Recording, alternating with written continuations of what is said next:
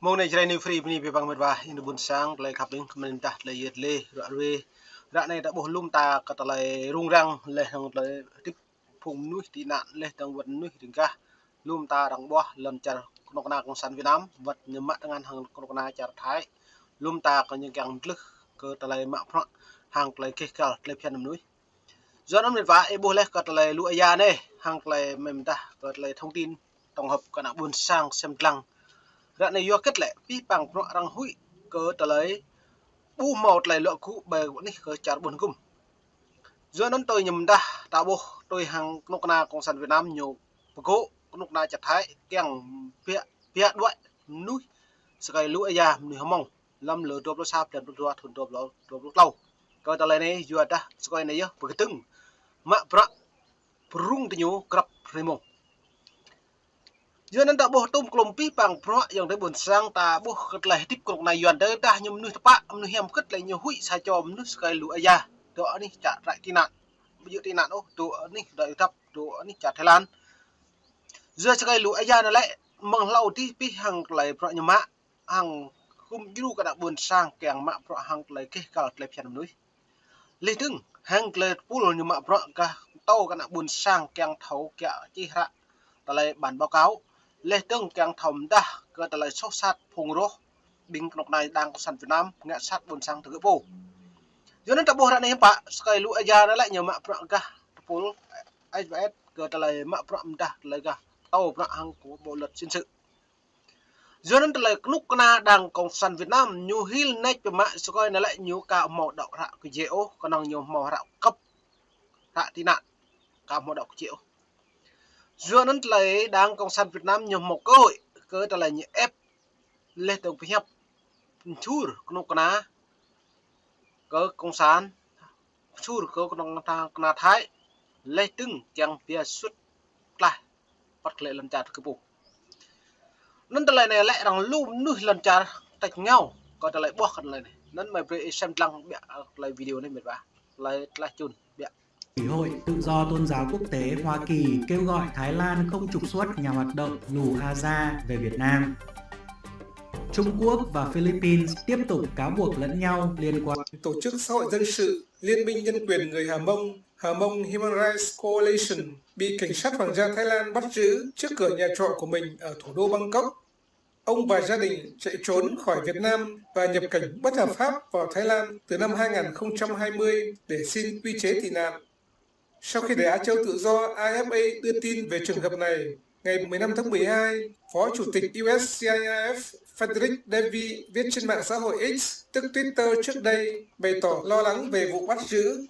Ủy hội Tự do Tôn giáo Quốc tế của Hoa Kỳ quan ngại đến trường hợp của ông Lù Aya, một nhà hoạt động và nhà truyền giáo người Hờ Mông đã chạy trốn các cuộc đàn áp tôn giáo ở Việt Nam. Ông hiện đang bị cảnh sát Hoàng gia Thái Lan giam giữ và có nguy cơ bị trục xuất về Việt Nam do các hoạt động tích cực của mình. Chính quyền của Tổng thống Joe giờ nó lại bỏ lại khật lại tung cùng pi bằng pro này lại rằng bỏ lời cái nục na thái lệ vật nục na Việt Nam nhiều kẹng mạ phía đội hình xem núi mông việc lại lần chặt Việt Nam giờ ta cho cái này lại chính núi mạ pro từng hàng lại đáng là nhiều phủ cho nên chính quyền tổng thống Joe Biden nhưng bạ lại pro mạ lên từng hàng lại thâu vĩ cấm núi buồn sang lên cả lu cái lại đang cộng sản tự do nên lại xem lăng lại lên này Joe Biden phải nêu vấn đề này với chính quyền Thái Lan về hành vi trục xuất các thành viên của các nhóm tôn giáo thiểu số dễ bị tổn thương, nơi họ phải đối mặt với sự đàn áp, giam giữ và tra tấn. Vợ ông Lù Aza, bà Giàng Thị A cho biết sau vài ngày bị giam giữ trong đồn cảnh sát, ông bị đưa đi giam giữ ở Trung tâm Giam giữ Người nhập cư bất hợp pháp IDC và tổ chức Trung tâm trợ giúp người tị nạn CAP đang làm hồ sơ để bảo lãnh ông ra ngoài. Nói với Đài Á Châu Tự do, trong ngày 21 tháng 12, bà bày tỏ sự lo lắng về khả năng chồng mình bị trục xuất. Rất là lo ngại anh ấy sẽ bị... Tên này bỏ lại cái pi hàng lại rẽ pro mạ hàng lại pol buồn cúng lê trong con na chặt thái lê con na chặt Việt Nam lê lu của pro cần tưng kiang ram đa hàng lại non đa lại rạ ruê câu trả lời nhầm mạ núi lê trong lại cử lê trong tôi chính quyền tổng thống ram đa thì nhiều kiang hiếm bạ can thiệp của pro nục na chặt thái tứ đa nhiều phe cái lệ núi nhiều mạ núi tị nạn lại hiếm bạ lại câu trả lời này như sẽ tu cái đấy trăm tiếng tập năng pia hoặc là cứ lu thun lên tập năng nào là gì nên lại tung lùm đã buộc mình vai buồn sang lại tiếp đáng cộng sản Việt Nam bạn nạ buồn sang một nhà đi cá lề lông vật núi hầm mông cột lại tưng hàng lại kể cả do cất nhiều căn trở nhiều rung răng nhiều hụi bơm mạng cột lại xót sát rằng ta vi phạm pháp của nhiều ngạn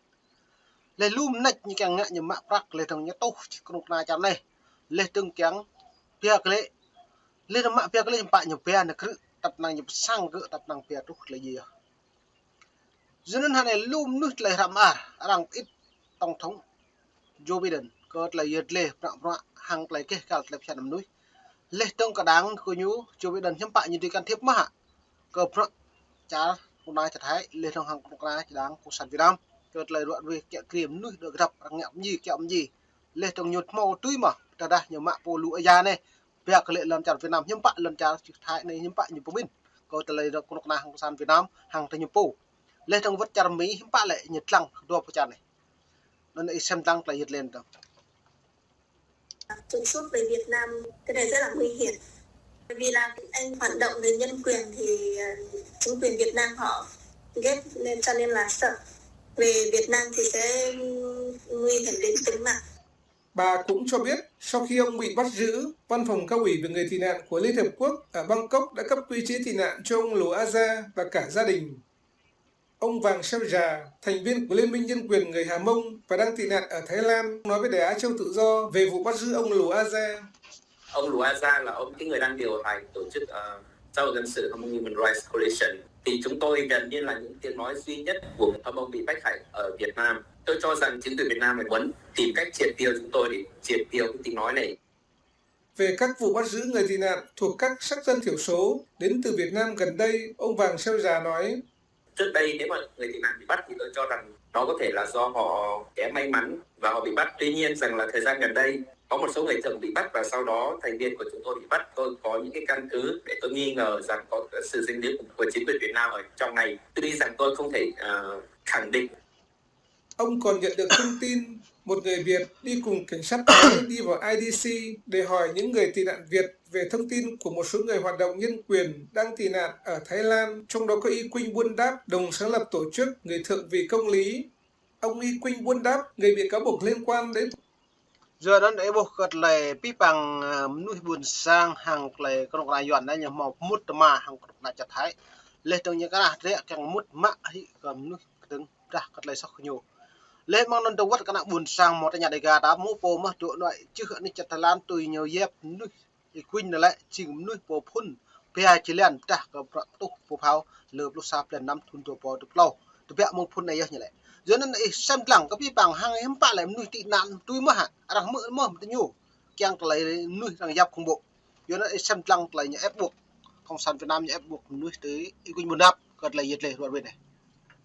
cuộc tấn công vào trụ sở Ủy ban Nhân dân 2 xã ở huyện Chư Quynh, tỉnh Đắk Lắk đêm 10 tháng 6 vừa qua. Cho Đài Á Châu Tự Do biết, ông cũng nhận được thông tin An ninh Việt Nam truy hỏi về ông.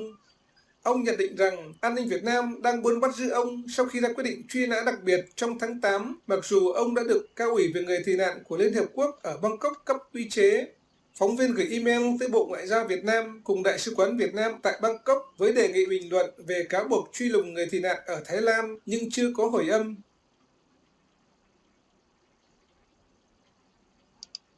Giờ nên lại tung lùm đã bộ này tiếp bình phùng doan một vạ bây giờ pro này nhiều tôm bộ này bật tôm putih cái lại sốt sát lại nuôi mong tanya luôn ta lại nhổ ngạn do cất lại nhiều bộ truy lùng ở nạ buồn sang đẹp lạc cái nhấp bộ nên nuôi tị nạn này lại bây giờ riêng mong bây giờ nuôi mong tanya vật tu bình doan nhiều luôn nuôi một căn tầng xem nhiều cái nhầm điểm chính nhà này lại nuôi mong hay nuôi tây nguyên nuôi cao nguyên trung thuần có lại nhiều càng mặn liệt càng diệt chúng tầm như diệt đấy cả bọn này bù truy lộ thông tin một con xăm nhiều bộ thầu cái lại nên nhiều phi bằng bọn có nhiều ngạ tiết lộ phi hàng thầu có buộc phi bằng lại nem đoà dân động mình đập cái buộc lum tạc lại rung rằng cái nhom mà bọn hàng lại kê cao lại chân núi lệ từng ứng xửกับbọn núi buồn sang lệ tầm núi bộ phun bù lân lệ tầm núiถึงcàng còn những bạn nhiều ứng xử nên đặc xem tăng mình đập mình đặt là bọn cấp thêm một mình đập rồi